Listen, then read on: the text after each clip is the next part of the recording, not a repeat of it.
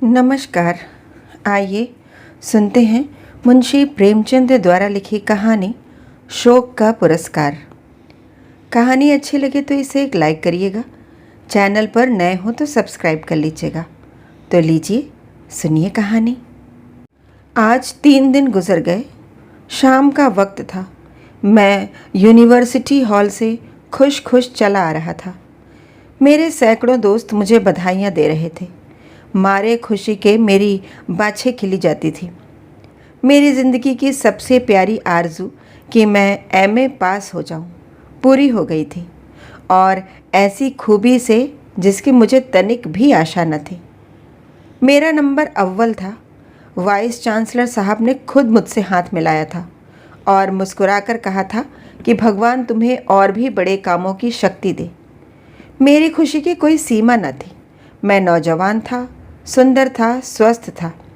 रुपए पैसे की न मुझे इच्छा थी और न कुछ कमी। माँ बाप बहुत कुछ छोड़ गए थे। दुनिया में सच्ची खुशी पाने के लिए जिन चीज़ों की ज़रूरत है वह सब मुझे प्राप्त थी, और सबसे बढ़कर पहलू में एक हौसलामंद दिल था जो ख्याति प्राप्त करने के लिए अधीर हो रहा था। घर आया, दोस्तों ने यहाँ भी पीछा न छोड़ा। दावत की ठहरी। दोस्तों की खातिरबाजों में 12 बज गए। लेटा तो बरबस ख्याल मिस लीलावती की तरफ जा पहुँचा, जो मेरे पड़ोस में रहती थी और जिसने मेरे साथ बीए का डिप्लोमा हासिल किया था। भाग्यशाली होगा वह व्यक्ति जो मिस लीला को ब्याहेगा। कैसी सुंदर है, कितना मीठा गला है, कैसा हंसमुख स्वभाव। मैं कभी कभी उसके यहाँ प्रोफेसर साहब से दर्शन शास्त्र में सहायता के लिए जाया करता था। वह दिन शुभ होता था जब प्रोफेसर साहब घर पर न मिलते थे। मिस लीला मेरे साथ बड़े तपाक से पेश आती और मुझे ऐसा मालूम होता था कि मैं ईसा मसीह की शरण में आ जाऊँ तो उसे मुझे अपना पति बना लेने में आपत्ति न होगी।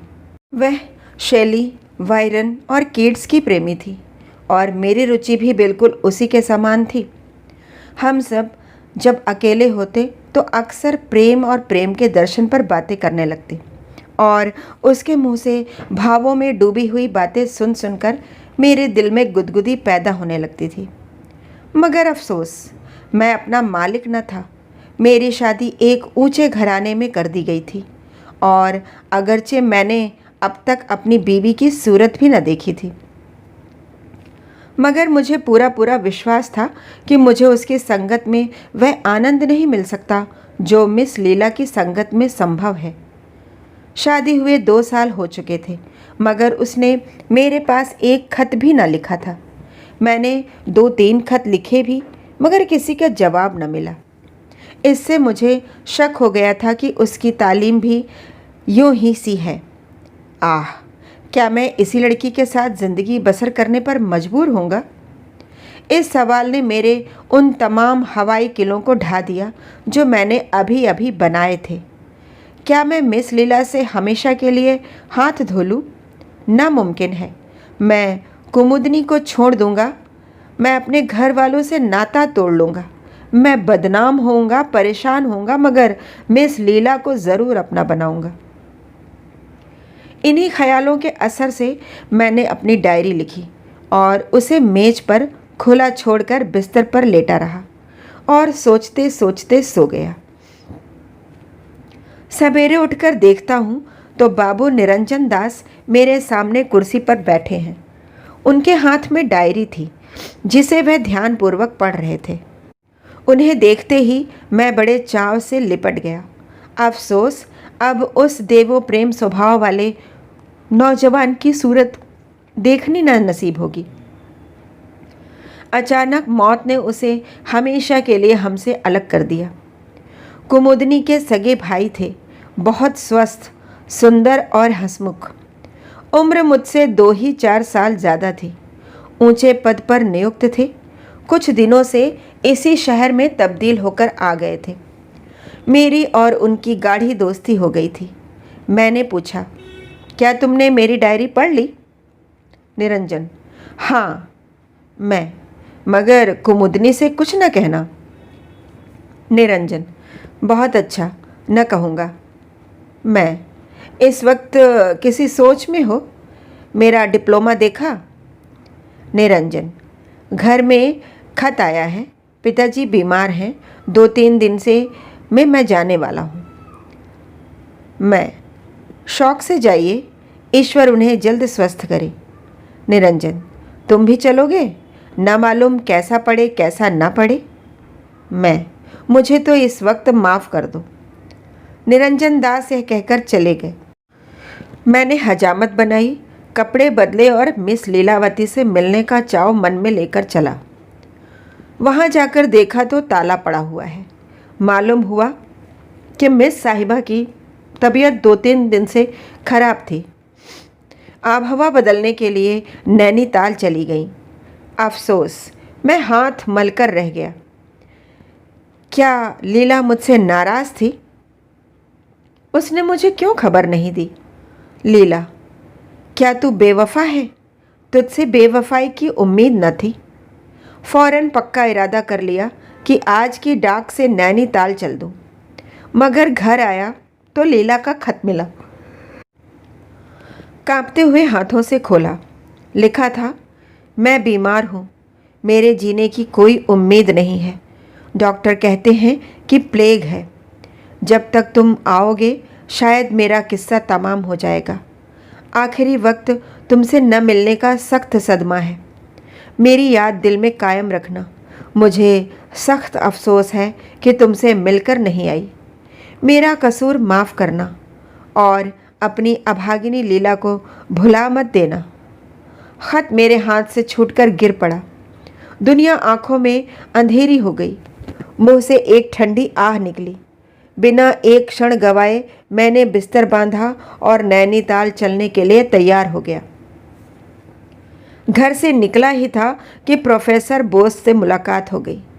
कॉलेज से चले आ रहे थे। चेहरे पर शोक लिखा हुआ था। मुझे देखते ही उन्होंने जेब से एक तार निकालकर मेरे सामने फेंक दिया। मेरा कलेजा धक से हो गया। आंखों में अंधेरा छा गया। तार कौन उठाता है? और हाय मारकर बैठ गया। लीला, तू इतनी जल्दी मुझसे जुदा हो गई? मैं रोता हुआ घर आया और चारपाई पर मुंह ढांपकर खूब रोया। नैनीताल जाने का इरादा खत्म हो गया। 10-12 दिन तक मैं उन्माद किसी दशा में इधर उधर घूमता रहा। दोस्तों की सलाह हुई कि कुछ रोज़ के लिए कहीं घूमने चला जाओ। मेरे दिल में भी यह बात जम गई। निकल खड़ा हुआ और 2 महीने तक विंध्याचल, पारसनाथ वगैरह पहाड़ियों में आवारा फिरता रहा। ज्यों त्यों करके नई नई जगहों और दृश्यों की सैर से तबीयत में ज़रा तस्कीन हुई। मैं आबू में था जब मेरे नाम तार पहुंचा कि मैं कॉलेज के असिस्टेंट प्रोफेसरी के लिए चुना गया हूं। जी तो न चाहता था कि फिर इस शहर में आऊं, मगर प्रिंसिपल के खत ने मजबूर कर दिया। लाचार लौटा और अपने काम में लग गया। जिंदा दिली नाम को ना बाकी रही थी। दोस्तों की संगत से भागता और हंसी मजाक से चिढ़ मालूम होती। एक रोज़ शाम के वक्त मैं अपने अंधेरे कमरे में लेटा हुआ कल्पना लोक की सैर कर रहा था कि सामने वाले मकान से गाने की आवाज़ आई। आह, क्या आवाज़ थी! तीर की तरह दिल में चुभी जाती थी। स्वर कितना करुण था। इस वक्त मुझे अंदाज़ा हुआ कि गाने में क्या असर होता है। तमाम रोंगटे खड़े हो गए। कलेजा मसोसने लगा और दिल पर एक अजीब वेदना सी छा गई। आंखों में आंसू बहने लगे। हाय, यह लीला का प्यारा गीत था। पिया मिलन है कठिन बावरी। मुझसे जब्त न हो सका। मैं एक उन्माद किसी दशा में उठा और जाकर सामने वाले मकान का दरवाज़ा खटखटाया। मुझे उस वक्त यह चेतना न रही कि एक अजनबी आदमी के मकान पर आकर खड़े हो जाना और उससे एकांत में विघ्न डालना परले दर्जे की असभ्यता है। एक बुढ़िया ने दरवाज़ा खोल दिया और मुझे खड़े देखकर लपकी हुई अंदर गई। मैं भी उसके साथ चला गया। दहलीज तय करते ही एक बड़े कमरे में पहुंचा। उस पर एक सफ़ेद फर्श बिछा हुआ था। गौ तकिए भी रखे थे। दीवारों पर खूबसूरत तस्वीरें लटक रही थी और एक 16-17 साल का सुंदर नौजवान, जिसकी अभी मसें भीग रही थी, मसनंद के करीब बैठा हुआ हारमोनियम पर गा रहा था। मैं कसम खा सकता हूँ कि ऐसा सुंदर स्वस्थ नौजवान मेरी नज़र से कभी नहीं गुजरा। चाल ढाल से सिख मालूम होता था। मुझे देखते ही चौंक पड़ा और हारमोनियम छोड़कर खड़ा हो गया। शर्म से सिर झुका लिया और कुछ घबराया हुआ सा नज़र आने लगा। मैंने कहा, माफ़ कीजिएगा, मैंने आपको बड़ी तकलीफ़ दी। आप इस फ़न के उस्ताद मालूम होते हैं। ख़ासकर जो चीज़ अभी आप गा रहे थे वह मुझे पसंद है। नौजवान ने अपनी बड़ी बड़ी आंखों से मेरी तरफ देखा और सर नीचा कर लिया और होठों ही में कुछ अपने नौसिखिएपन की बात कही। मैंने फिर पूछा, आप यहाँ कब से हैं? नौजवान, 3 महीने के करीब होता है। मैं, आपका शुभ नाम? नौजवान, मुझे मेहर सिंह कहते हैं। मैं बैठ गया और बहुत गुस्ताखाना बेतकल्लुफ़ी से मेहर सिंह का हाथ पकड़कर बिठा दिया और फिर माफ़ी मांगी। उस वक्त की बातचीत से मालूम हुआ कि वह पंजाब का रहने वाला है और यहाँ पढ़ने के लिए आया हुआ है। शायद डॉक्टरों ने सलाह दी थी कि पंजाब की आबहवा उसके लिए ठीक नहीं है। मैं दिल में तो झपा कि एक स्कूल के लड़के के साथ बैठकर ऐसी बेतकल्लुफ़ी से बात कर रहा हूँ, मगर संगीत के प्रेम ने इस ख्याल को रहने न दिया। रस्मी परिचय के बाद मैंने फिर प्रार्थना की कि वही चीज़ छेड़िए। मेहर सिंह ने आंखें नीचे करके जवाब दिया कि मैं अभी बिल्कुल नौसिखिया हूँ। मैं, यह तो आप अपनी ज़बान से कहिए।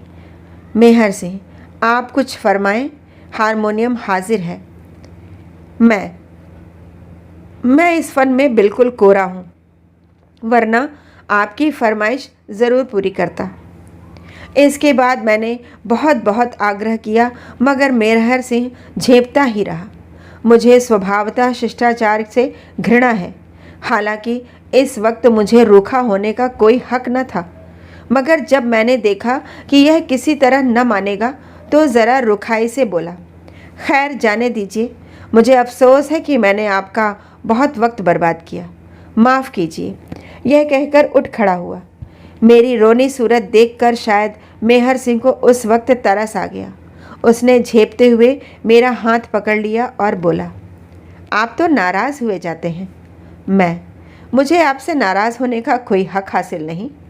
मेहर सिंह, अच्छा बैठ जाइए, मैं आपकी फरमाइश पूरी करूँगा, मगर मैं अभी बिल्कुल अनाड़ी हूँ। मैं बैठ गया और मेहर सिंह ने हारमोनियम पर वही गीत आलापना शुरू किया। पिया मिलन है कठिन बावरी। कैसी सुरीली तान थी, कैसी मीठी आवाज़, कैसा बेचैन करने वाला भाव। उसके गले में वह रस था जिसका बयां नहीं हो सकता। मैंने देखा कि गाते गाते खुद उसकी आंखों में आंसू भर आए। मुझ पर इस वक्त एक मोहक सपने की सी दशा छाई हुई थी। एक बहुत मीठा, नाजुक, दर्दनाक असर दिल पर हो रहा था जिसे बयां नहीं किया जा सकता।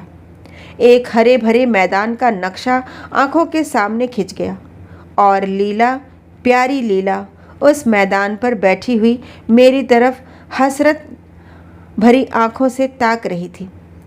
मैंने एक लंबी आह भरी और बिना कुछ कहे उठ खड़ा हुआ। इस वक्त मेहर सिंह ने मेरी तरफ ताका। उसकी आंखों में मोती के कतरे डबडबाए हुए थे और बोला, कभी कभी तशरीफ़ लाया कीजिएगा। मैं सिर्फ इतना जवाब दिया, मैं बहुत आपका कृतज्ञ हूँ। धीरे धीरे मेरी यह हालत हो गई कि जब तक मेहर सिंह के यहाँ जाकर 2-4 गाने न सुन लूँ, जी को चैन न आता। शाम हुई और मैं जा पहुँचा। कुछ देर तक गानों की बहार लूटता और तब उसे पढ़ाता। ऐसे ज़हीन और समझदार लड़के को पढ़ाने में मुझे खास मज़ा आता था। मालूम होता था कि मेरी एक एक बात उसके दिल पर नक्श हो रही है। जब तक मैं पढ़ाता वह पूरे जी जान से कान लगाए बैठा रहता। जब उसे देखता पढ़ने लिखने में डूबा हुआ पाता।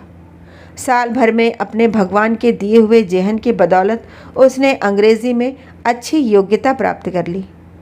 मामूली चिट्ठियाँ लिखने लगा और दूसरा साल गुजरते गुजरते वह अपने स्कूल के कुछ छात्रों से बाजी ले गया। जितने मुर्दिस थे सब उसकी अक्ल पर हैरत करते और सीधा नेक चलन, ऐसा कि कभी झूठ मूठ भी किसी ने उसकी शिकायत नहीं की।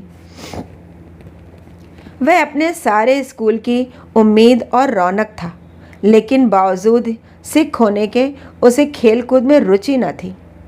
मैंने उसे कभी क्रिकेट में नहीं देखा। शाम होते ही सीधे घर चला आता और लिखने पढ़ने में लग जाता। मैं धीरे धीरे उससे इतना हिल मिल गया कि बजाय शिष्य के उसको अपना दोस्त समझने लगा। उम्र के लिहाज से उसकी समझ आश्चर्यजनक थी। देखने में 16-17 साल से ज़्यादा ना मालूम होता, मगर जब कभी मैं रवानी में आकर दुर्बोध कवि कल्पनाओं और कोमल भावों की उसके सामने व्याख्या करता तो मुझे उसकी भंगिमा से ऐसा मालूम होता कि एक एक बारीकी को समझ रहा है। एक दिन मैंने उससे पूछा, मेहर सिंह, तुम्हारी शादी हो गई? मेहर सिंह ने शर्माकर जवाब दिया, अभी नहीं। मैं, तुम्हें कैसी औरत पसंद है? मेहर सिंह, मैं शादी करूँगा ही नहीं। मैं, क्यों? मेहर सिंह, मुझ जैसे जाहिल गंवार के साथ शादी करना कोई औरत पसंद न करेगी। मैं, बहुत कम ऐसे नौजवान होंगे तो तुमसे ज़्यादा लायक हो या तुमसे ज़्यादा समझ रखते हों। मेहर सिंह ने मेरी तरफ अचंभे से देखकर कहा, आप दिल लगी करते हैं। मैं, दिल लगी नहीं, मैं सच कहता हूँ। मुझे खुद आश्चर्य होता है कि इतने कम दिनों में तुमने इतनी योग्यता क्यों कर पैदा कर ली। अभी तुम्हें अंग्रेज़ी शुरू किए 3 बरस से ज़्यादा नहीं हुए। मेहर सिंह, क्या मैं किसी पढ़ी लिखी लेडी को खुश रख सकूँगा? मैं, बेशक। गर्मी का मौसम था। मैं हवा खाने शिमले गया हुआ था। मेहर से भी मेरे साथ था। वहाँ मैं बीमार पड़ा, चेचक निकल आई। तमाम जिस्म में फफोले पड़ गए। पीठ के बल चारपाई पर पड़ा रहता। उस वक्त मेहर सिंह ने मेरे साथ जो जो एहसान किए वह मुझे हमेशा याद रहेंगे। डॉक्टरों की सख्त मनाही थी कि वह मेरे कमरे में ना आवे, मगर मेहर सिंह 8 पहर मेरे ही पास बैठा रहता। मुझे खिलाता पिलाता, उठाता बिठाता, रात रात भर चरपाई के करीब बैठकर जागते रहना मेहर सिंह का ही काम था। सगा भाई भी इससे ज़्यादा सेवा नहीं कर सकता था। 1 महीना गुजर गया। मेरी हालत रोज़ ब रोज़ बिगड़ती जाती थी। एक रोज़ मैंने डॉक्टर को मेहर सिंह से कहते सुना कि इनकी हालत नाजुक है।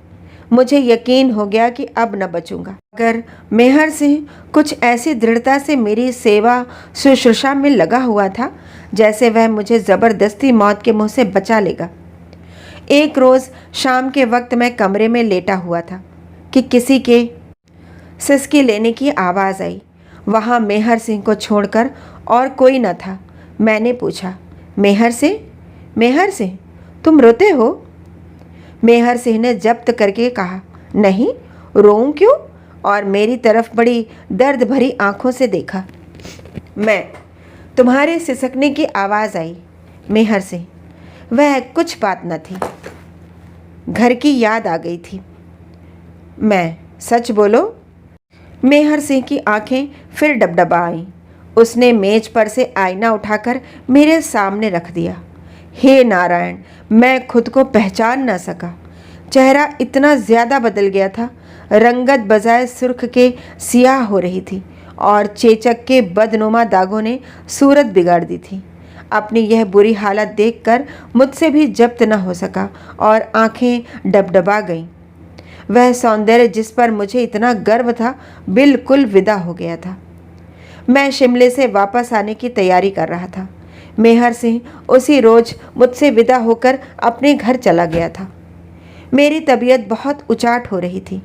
असबाब सब बंध चुका था कि एक गाड़ी मेरे दरवाजे पर आकर रुकी और उसमें से कौन उतरा? मिस लीला। मेरी आंखों को विश्वास न हो रहा था। चकित होकर ताकने लगा। मिस लीलावती ने आगे बढ़कर मुझे सलाम किया और हाथ मिलाने को बढ़ाया। मैंने भी बौखलाहट में हाथ तो बढ़ा दिया, मगर अभी तक यह यकीन नहीं हुआ था कि मैं सपना देख रहा हूँ या हकीकत है। लीला के गालों पर वह लाली न थी, न वह चुलबुलापन, बल्कि वह बहुत गंभीर और पीली पीली सी हो रही थी। आखिर मेरी हैरत कम न होते देखकर उसने मुस्कुराने की कोशिश करते हुए कहा, तुम कैसे जेंटलमैन हो कि एक शरीफ लेडी को बैठने के लिए कुर्सी भी नहीं देते। मैंने अंदर से कुर्सी लाकर उसके लिए रख दी, मगर अभी तक यही समझ रहा था कि सपना देख रहा हूँ। लीलावती ने कहा, शायद तुम मुझे भूल गए। मैं, भूल तो उम्र भर नहीं सकता, मगर आंखों को एतबार नहीं आता। लीला, तुम तो बिल्कुल पहचाने नहीं जाते। मैं, तुम भी तो वह नहीं रही, मगर आखिर यह भेद क्या है? क्या तुम स्वर्ग से लौट आई? लीला, मैं तो नैनीताल में अपने मामा के यहाँ थी। मैं, और वह चिट्ठी मुझे किसने लिखी थी और तार किसने दिया था? लीला, मैंने ही। मैं, क्यों? तुमने यह मुझे धोखा क्यों दिया? शायद तुम अंदाज़ा नहीं कर सकती कि मैंने तुम्हारे शोक में कितनी पीड़ा सही है। मुझे उस वक्त एक अनोखा गुस्सा आया। यह फिर मेरे सामने क्यों आ गई? मर गई तो मरी ही रहती। लीला, इसमें एक गुर था, मगर यह बात तो फिर होती रहेंगी। आओ इस वक्त तुम्हें अपनी एक लेडी फ्रेंड से इंट्रोड्यूस कराऊं। वह तुमसे मिलने की बहुत इच्छुक है। मैंने अचरज से पूछा, मुझसे मिलने की? मगर लीलावती ने इसका कुछ जवाब न दिया और मेरा हाथ पकड़कर गाड़ी के सामने ले गई। उसमें एक युवती हिंदुस्तानी कपड़े पहने बैठी हुई थी। मुझे देखते ही उठ खड़ी हुई और हाथ बढ़ा दिया। मैंने लीला की तरफ सवाल करती हुई आंखों से देखा। लीला, क्या तुमने नहीं पहचाना? मैं, मुझे अफसोस है कि मैंने आपको पहले कभी नहीं देखा, और अगर देखा भी हो तो घूंघट की आड़ से क्यों कर पहचान सकता हूँ। लीला, यह तुम्हारी बीवी कुमुदनी है। मैंने आश्चर्य के स्वर में कहा, कुमुदनी यहाँ? लीला, कुमुदनी, मुंह खोल दो और अपने प्यारे पति का स्वागत करो। कुमुदनी ने कांपते हुए हाथों से जरा सा घूंघट उठाया। लीला ने सारा मुंह खोल दिया और ऐसा मालूम हुआ कि जैसे बादल से चांद निकल आया। मुझे ख्याल आया, मैंने यह चेहरा कहीं देखा है। कहाँ? आहा, उसकी नाक पर भी तो वही तिल है, उंगली में वही अंगूठी भी है। लीला, क्या सोचते हो? अब पहचाना? मैं, मेरी कुछ अक्ल काम नहीं करती। हूबहू यही हुलिया मेरे एक प्यारे दोस्त मेहर सिंह का है। लीला मुस्कुराकर, तुम तो हमेशा निगाह के तेज बनते थे, इतना भी नहीं पहचान सकते? मैं खुशी से फूल उठा। कुमुदनी मेहर सिंह के भेष में? मैंने उसी वक्त उसे गले से लगा लिया और खूब दिल खोलकर प्यार किया। इन कुछ क्षणों में मुझे जो खुशी हासिल हुई उसके मुकाबले ज़िंदगी भर की खुशियाँ हेज हैं। हम दोनों आलिंगन पाश में बंधे हुए थे। कुमुदनी, प्यारी कुमुदनी के मुंह से आवाज़ ना निकलती थी। हाँ, आंखों से आंसू जारी थे। मिस लीला बाहर खड़ी कोमल आंखों से यह दृश्य देख रही थी। मैंने उसके हाथों को चूमकर कहा, प्यारी लीला, तुम सच्ची देवी हो। जब तक जिएंगे तुम्हारे कृतज्ञ रहेंगे। लीला के चेहरे पर एक हल्की सी मुस्कुराहट दिखाई दी। बोली, अब तो शायद तुम्हें मेरे शोक का काफ़ी पुरस्कार मिल गया। कहानी सुनने के लिए बहुत बहुत धन्यवाद।